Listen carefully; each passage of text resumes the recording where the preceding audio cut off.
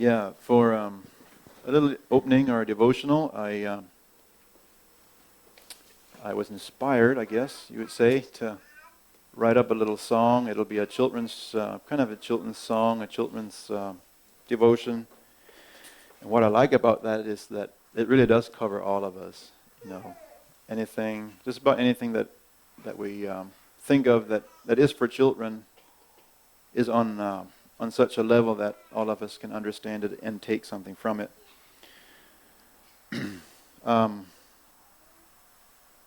It's called Five Little Pebbles. It was just in one of our children's probably Christian Light Ministry, which CLE.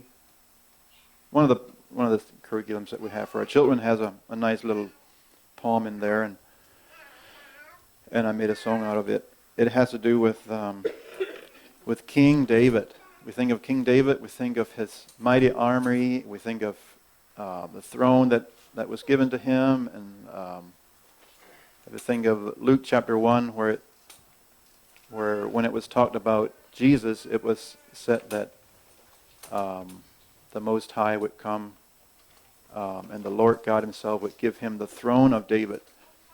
But you know, before David had this throne, he was a faithful young child. He really was a young lad that had a heart already to do what his dad, asked of him in a very simple way, just a very practical, very obedient way. He just faithfully kept care of his dad's sheep. It wasn't just his own personal little hobby sheep. He was taking care of his dad's sheep. He was a shepherd boy. He was out there, and he gave it all he had. The day that lion showed up to rip up one of the lambs and carry them off, he, in a mighty, even like a miraculous way, he was able to come against, it says the paw of the lion could not overcome him. And the same way with the bear. And that's something he did. He didn't just, I don't think he just did it and then he forgot about it. When the moment came for him to fight the Philistine giant, Goliath, he brought that up as his testimony of God being with him. And just some neat connection there. He was very faithful to also be willing to move away from being a shepherd and taking food, and I'm not sure, I think just food out to mainly his brothers, his three older brothers. And he showed up there by the battle, and I think the battle was already, the ranks were being called into order. The Philistines were in their ranks, and the giant had already defied the God of Israel and said, "Who's going to fight me? Whoever fights me and kills me, we're going to become their servants. But if I kill you're going to become our servants." And I think David heard that. This little young lad heard that. And as his older brothers and as his own camp feared and quaked and trembled, he said these words. He said, "You mean this uncircumcised Philistine is going to defy the God of Israel?" A very different heart, a very different, approach to it than just like, oh, this man is 9 feet, 9 inches tall perhaps, or maybe he was bigger even. Oh, this man carries a 150-pound armor coat. This man has a 15-pound spearhead. He has a beam on his spear as thick as a weaver's beam. It didn't really affect him. He had an idea and a belief and a faith in God at a very young age that brought him to a place where I think one thing was just that he would have been willing to die for his people. He would have been willing to just die, and I don't really just necessarily pick that up in the text that it says he would be willing to die, but he had confidence that he he could be in the Lord's will and that the battle is the Lord's. I don't know that I'm just going to read the whole thing. I have a few.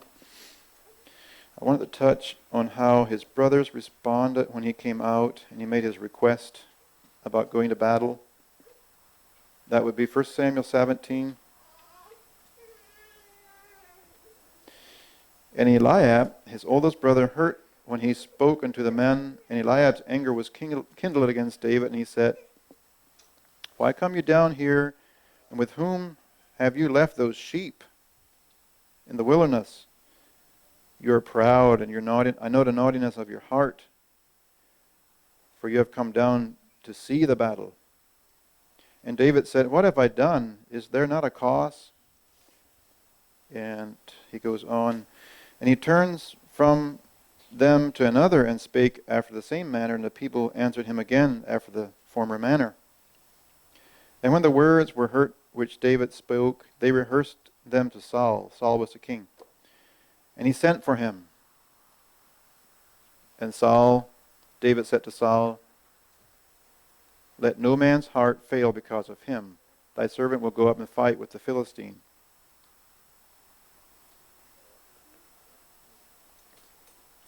And Saul said to David, You're not able to go up against this Philistine to fight with him, for you are but a youth, and he is a man of war from his youth. David said to Saul, Thy servant has kept his father's sheep. And there came a lion and a bear, and took a lamb out of the flock, and I went out after him, and smote him, and delivered it out of his mouth. And when he rose against me, I caught him by his beard, and smote him, and slew him. Thy servant. This is the way David learned to present himself, is to say thy servant when he was talking about himself. Like he was the king's servant. Thy servant slew both the lion and the bear, and this uncircumcised Philistine shall be as one of them, seeing he has defied the armies of the living God. David said, Moreover, the Lord that delivered me out of the paw of the lion, out of the paw of the bear, he will deliver me out of the hand of this Philistine. And Saul said to David, Go, and the Lord be with you. Saul armed him with his armor, and he put an helmet of brass upon his head. He also armed him with a coat of mail. David girded his sword up upon his armor, and he went as he would go, for he had not proved it. And David said to Saul, I can't go with these, for I have not proved them. And David put them off of him. And he took his staff, and he chose 5 smooth stones out of a brook, and put them in his shepherd's bag which he had, and even in his scrip, and his sling was in his hand, and he drew near the Philistine. The Philistine came out and drew near to David, and the man that bare the shield went before him. And when the Philistine looked about and saw David, he disdained him, for he was but a youth, and ruddy, and of fair countenance. And the Philistine said to David, Am I a dog, that thou comest with me with staves? And the Philistine cursed David by his gods. There was many gods in Philistine that I think these cruel men would in the name of those gods, like maybe it was Ekron or Rephaim or just some other gods, they would like curse other people. And the Philistine said to David, Come to me, and I will give thy flesh to the fowls of the air, to the beasts of the field. So the image of the giant didn't intimidate David, and neither did the giant's words intimidate David. In a fleshly sense, it was very obvious that the giant could have done that, but not for David.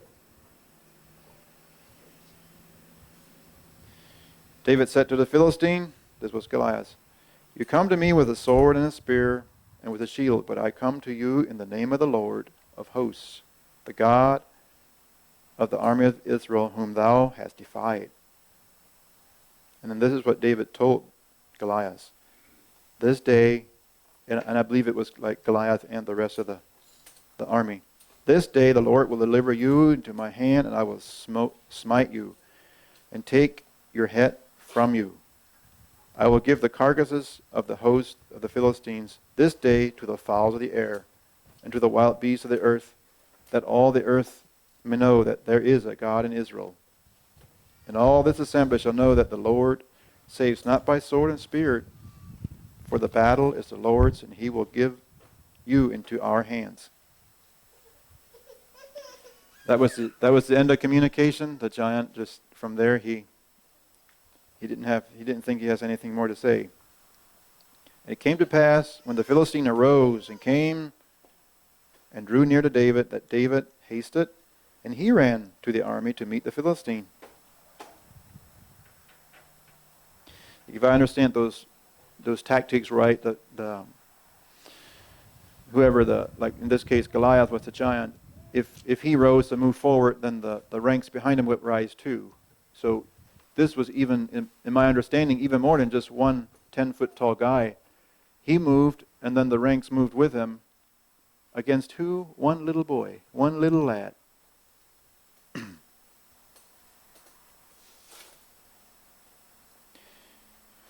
David put his hand in his bag, took thence a stone, and slang it, and smote the Philistine in his forehead, that the stone sank into his forehead, and he fell to the face of the earth. So David prevailed over the Philistine with a sling and a stone, and smote the Philistine, and slew him. But there was no sword in his hand for David. Therefore David ran, stood upon the Philistine, and took his sword, and drew it out of his sheath, and slew him, cut off his head thereof. And when the Philistines saw their champion was dead, they fled. And the men of Israel and of Judah arose and shouted and pursued the Philistines until came to the valley and to the gate of Ekron, and the wounded of the Philistines fell down by the way to Shiran, even into Gath and into Ekron. And so the story goes, and David took the head of the Philistine, brought it to Jerusalem, and he put his armor in his tent. And it seemed like the king inquired of who this was. He was very interested. Saul was very interested in David and inquiring on how he did this. I think there was a good reason why David had the attention of the king, and because he had walked out in faith and done this. Anyhow, so that's just a very well-known story. I think it's a popular Old Testament story. I think there's a lot in there to learn, a lot to take away here in our New Testament time that we're in.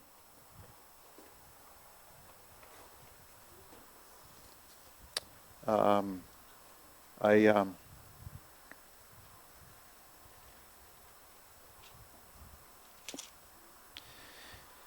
want to kind of switch. I want to read yet the Psalms 151 that's in the Septuagint. I like that one. And then I want to just point out a few things in the New Testament. I already mentioned that the throne of David would be given to Jesus, and like this was the beginning of David's walk with the Lord. This was the beginning of a mighty way that he would be like the father of this ancestor that would lead up to Jesus. Psalms 151 in the Septuagint says, I was small among my brothers, and the youngest of my father's house. I tended my father's sheep. My hands made a harp. My fingers fashioned a lyre. And who will tell my Lord? The Lord himself, it is he who hears. It was he who sent his messenger, and he took me from my father's sheep, and anointed me to be his anointed one. My brothers were handsome and tall, but the Lord was not pleased with them. I went out to meet the Philistine, and he cursed me by his idols. But I drew out my sword. I beheaded him, and took away disgrace from the people of Israel.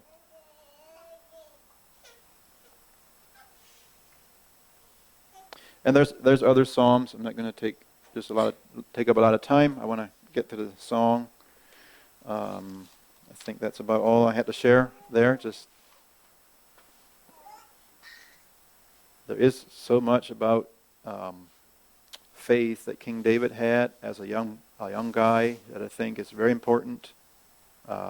He established a walk with the Lord, a trust and an understanding that if you walk by faith, God can do mighty things. I think that is still very, very similar today. You know, in the New Covenant, there are just so many things that we just have to apply our life to it by faith. And there's giants around, sure, but just know they're paper giants. By faith, we have the victory. Anyhow, I think that's enough on that. One more verse would be the Ephesians 6, where it says, "Children, obey your parents in the Lord. Honor your father and mother." This is the first commandment with promise. "It will go well with you all the days of your life." That kind of, that is specifically for children. The following one is an address for the fathers. Fathers, do not provoke your children to anger. But for children, I think that's a very good starting point. That was a starting point for David, and it went well with him. We can be sure if we follow those footsteps here in the New Covenant that it will go well with us. And that's my encouragement to you. So, now, the song. Sasha, you got the papers. Why don't you go pass them out? I think I'll get off of this, and then we'll sing a song. 5 little pebbles near a sandy nook, hid in the hollow of a rippling brook. What are they good for? They lay on this clay. They lie there useless day after day. In his shepherd's bag he carefully thrust 5 little pebbles that in confidence trust. He marched to battle where soldiers with spears fled by the thousands, quaking with fears. A 9-foot giant with cruel eyes shouted to Israel, "Your God I defy." The brave young lad with no spear or sword cried, "I am coming in the name of the Lord." Slipping a stone in a handmade sling, skillfully aimed David's stone when zing. The smooth stone to Goliath's forehead. In a moment the giant lay dead. The 5 little pebbles David chose from a brook are mentioned with honor in God's holy book. And the 5 in his bag teach this lesson true. God has a purpose for little pebbles too. Yeah, I guess it's almost like a question, but I have a little bit of a backdrop that goes with it. Like, I don't know if you all noticed it, and if you have the same question I do, but when we're reading the text, when Brother Atlee just read the text, in there it doesn't just say Israel, it says Israel and Judah, right? So basically, why? What's the significance of that? Because if you fast forward, in the time of Solomon's life, at the very end, here I'm just found this passage. Wasn't sure where it was, but I thought maybe 1 Kings. So 1 Kings, it talks about Solomon's heirs, and this is towards the end of his life, towards the end of his reign. 1 Kings chapter 11, verse 9, "Then the Lord was angry with Solomon because his heart had turned away from the Lord, the God of Israel. This is after his 40-year reign, right? Who had appeared to him twice, and he commanded him concerning this matter, that he should not follow other gods, but he did not observe what the Lord commanded. Therefore the Lord said to Solomon, since this has been your mind, and you have not kept my covenant and my statutes that I have commanded you, I will surely tear the kingdom from you and give it to your servant. Yet for the sake of your father David, I will not do it in your lifetime. I will tear it out of the hand of your son. And I will not, however, tear away the entire kingdom. I will give one tribe to your son for the sake of my servant David, for the sake of Jerusalem, which I have chosen. So I think we know that as you fast forward in the future, you end up where you have Judah, and then you have these other tribes, which is Israel. And that's the northern kingdom, and then you have the southern kingdom centered around Jerusalem, which is Judah. And when you get to the time when you're reading the prophets, whether it's Isaiah, Jeremiah, all those, that's what we have. We have Israel versus Judah. But if we rewind back to this period where David is doing this with Goliath, we have a united kingdom. Why does the text distinguish between Israel and Judah? So it's just a thought. We could always talk about it later, but if somebody had already thought about this, I would love to hear it.